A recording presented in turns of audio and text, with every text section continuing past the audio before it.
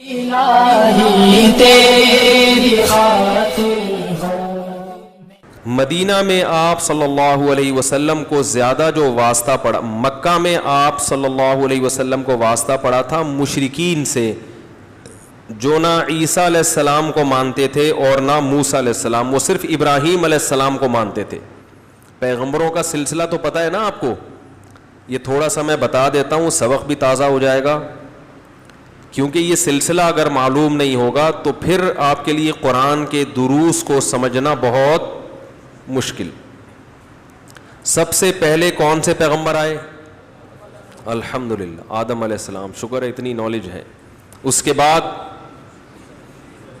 شیس علیہ السلام، پھر ادریس علیہ السلام، پھر درمیان میں آتے رہے ہیں بہت سارے جو ہمیں معلوم ہے، ہم ان کی بات کر رہے ہیں۔ پھر نوح علیہ السلام، یہ بہت پرانے پیغمبر ہیں، نوح علیہ السلام۔ پھر قدیم پیغمبروں میں حضرت ابراہیم علیہ السلام، یہ بھی قدیم پیغمبروں میں۔ پھر ابراہیم علیہ السلام کے دو بیٹے تھے، اسحاق اور اسماعیل۔ اسحاق علیہ السلام کی اولاد تھی فلسطین میں، ارض شام میں۔ یہ جو آج کا شام ہے یہ بہت چھوٹا ہے، نبی کے دور میں اس کی حدود، جیسے نبی کے دور کا جو ہندوستان ہے اس میں سندھ بھی تھا، اس میں پنجاب بھی تھا، بلوچستان بھی تھا، اور برما بھی تھا، اور اس میں بنگلہ دیش بھی تھا، اور شاید نیپال بھی تھا اس میں، جہاں سے وہ مردوں کا ایک واقعہ ہو چکا ہے۔ تو کنفرم نہیں ہے نیپال اس میں تھا یا نہیں تھا، لیکن یہ اتنا بڑا خطہ کیا کہلاتا تھا؟ ہندوستان۔ تو یاد رکھو جب بھی کوئی حدیث آیا کرے نا کسی کے بارے میں تو اس میں اس دور کے جغرافیہ کے لحاظ سے بات کی جاتی ہے۔ یہ جو غزوہ ہند ہے، ہندوستان کا جہاد ہے، اس کے بارے میں آج کل بہت کچھ لکھا جا رہا ہے، بہت کچھ، لیکن مجھے ایسا لگتا ہے کہ کچھ توڑ مروڑ کے، کچھ کھینچتان کے احادیث کو چسپاں کیا جاتا ہے۔ جو امکانی چیز ہوتی ہے اس کو امکان کے درجے میں بیان کرنا چاہیے، اس کو ایسا پیش گوئی کہ گویا لگے کہ جی ایسا ہونے والا ہے، پھر جب نہیں ہوتا تو لوگوں کا ایمان داؤ پہ لگتا ہے۔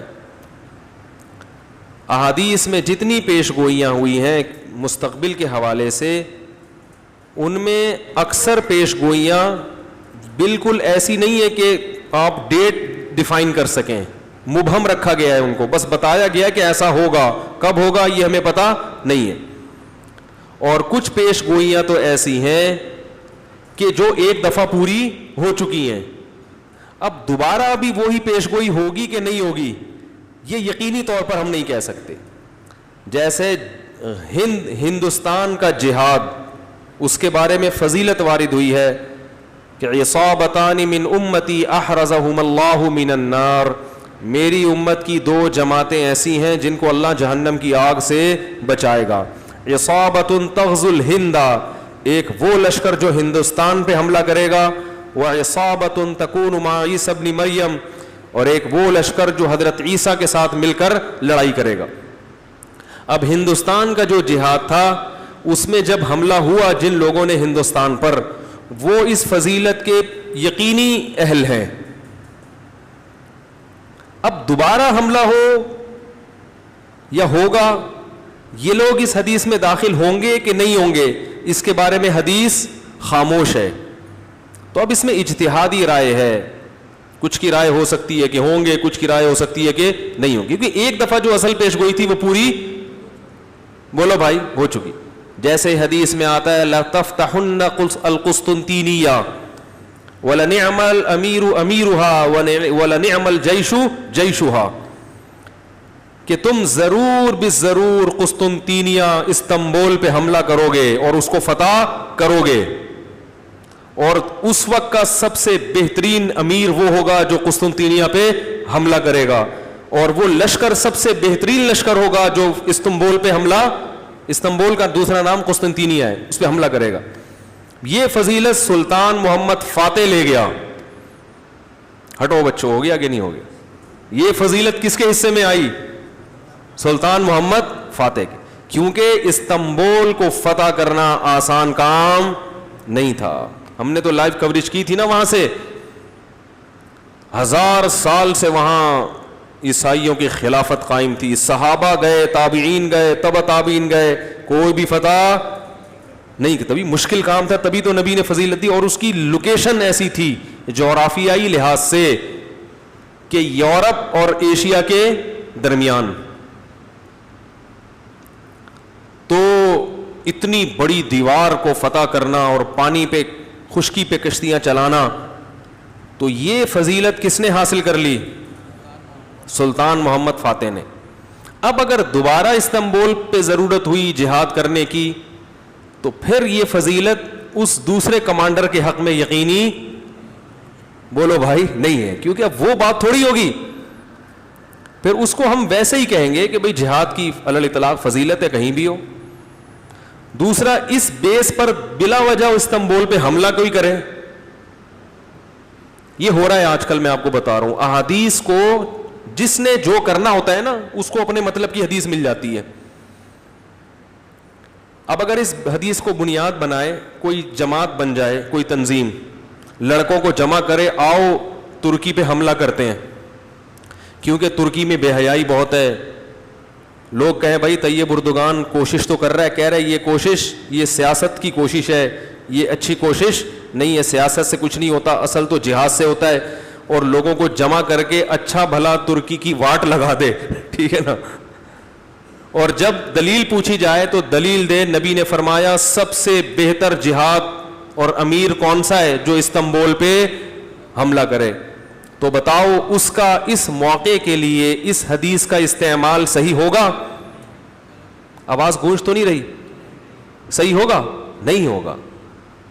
ہم گراؤنڈ ریئلٹی کو دیکھیں گے, بھئی اس لڑائی کا فائدہ ہے یا نقصان.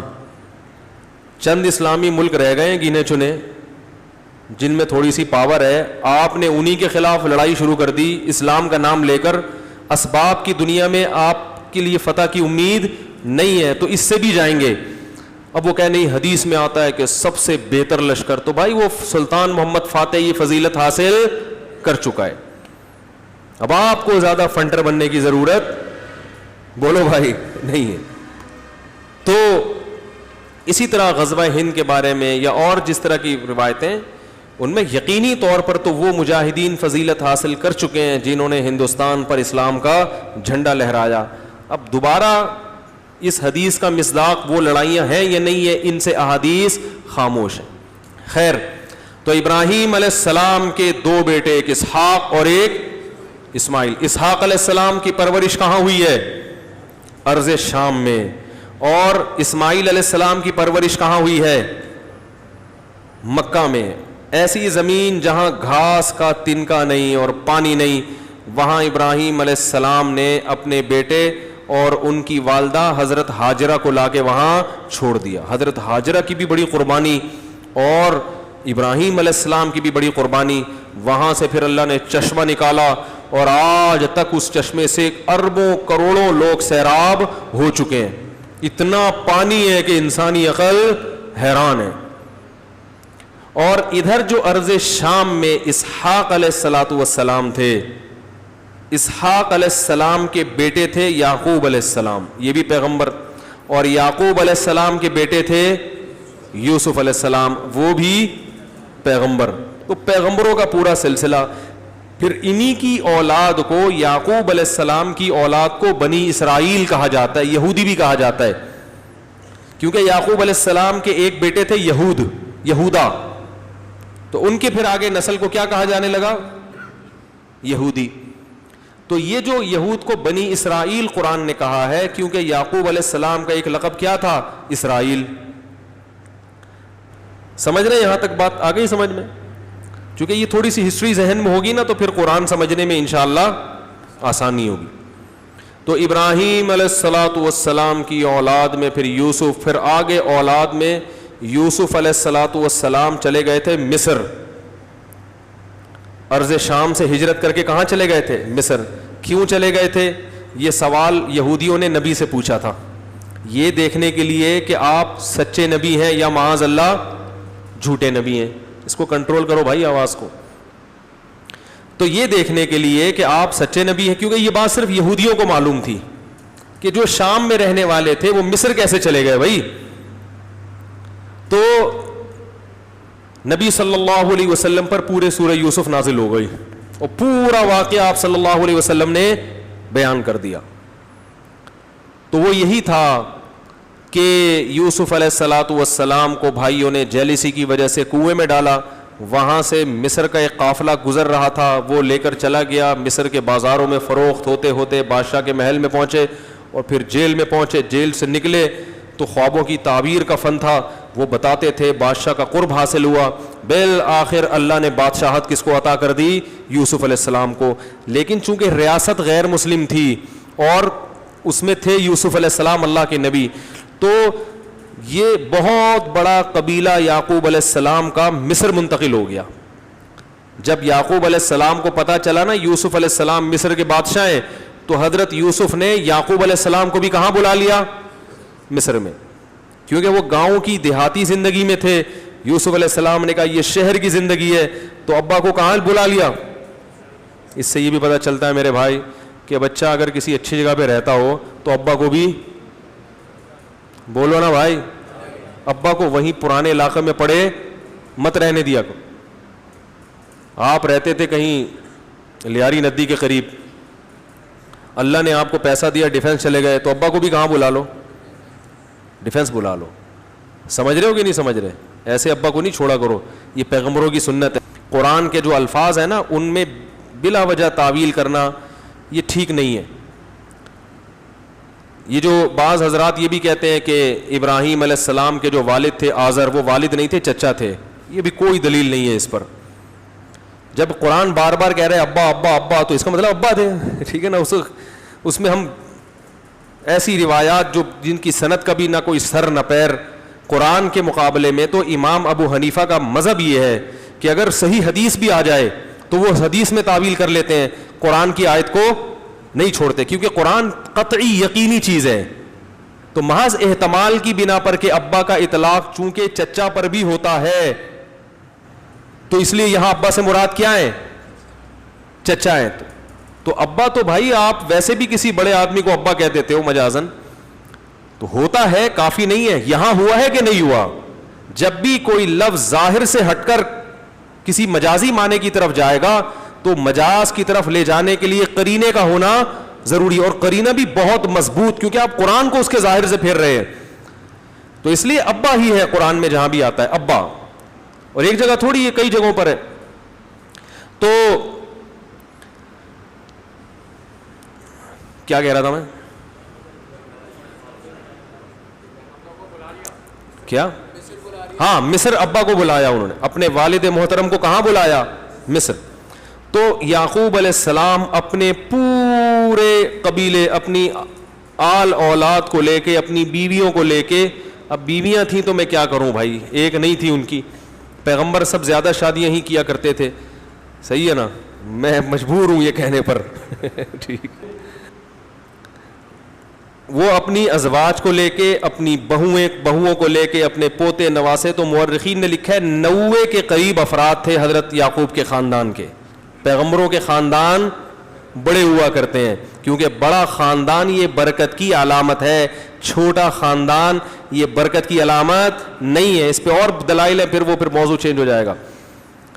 تو پورے افراد کو لے کے کہاں شفٹ ہو گئے, مصر. اپنے بیٹوں کو بھی لے کے جنہوں نے ان کو کنویں میں ڈالا تھا وہ سب کہاں چلے گئے, مصر.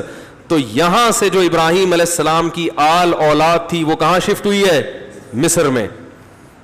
جب مصر میں شفٹ ہوئی ہے تو مصر میں جب ان کی حکومت تھی تو معاملہ صحیح چلتا رہا, لیکن میجورٹی چونکہ غیر مسلموں کی تھی, تو کچھ وقت کے بعد جاتے جاتے آہستہ آہستہ معاملہ مسلمانوں کے ہاتھ سے نکلنا شروع, کیونکہ آبادی کی کثرت کی ایک بڑی قیمت ہوتی ہے. اور پھر وہ لوگ جب حکومت میں آئے تو وہ مسلمانوں سے حسد کرنا انہوں نے شروع کر دیا, جیسے کہ پوری دنیا میں آج بھی اکثر علاقوں میں مسلمانوں کو پنپنے نہیں دیا جاتا. ابھی میں گیا نا یہاں پر تنزانیہ, مسلمان بہت ہیں یہاں, 50% سے زیادہ مسلمان ہیں, لیکن لوگوں نے بتایا کہ ایجوکیشن میں مسلمانوں کو پیچھے رکھا جاتا ہے اور عہدوں میں مسلمانوں کو پیچھے رکھا جاتا ہے ہر چیز میں. میں مانتا ہوں کہ ہر جگہ ایسا نہیں ہے, ہر جگہ ایسا نہیں ہے, لیکن زیادہ تر جگہوں پہ ایسا ہی ہے. تو وجہ کیا ہے؟ اسلام میں اتنی اٹریکشن ہے, اتنی اٹریکشن ہے کہ اسلام لوگوں کو اپنی طرف کھینچتا ہے. انہیں پتا ہے مخالفین کو کہ کوئی اور مذہب ان کو اپنی طرف نہیں کھینچے گا. یہ مذہب میں اتنی اللہ نے کشش رکھی ہے کہ یہ لوگوں کو اپنی طرف کھینچے گا. تو حسد اسی سے ہوتا ہے جس کو اللہ نے حسن و جمال دیا ہوتا ہے.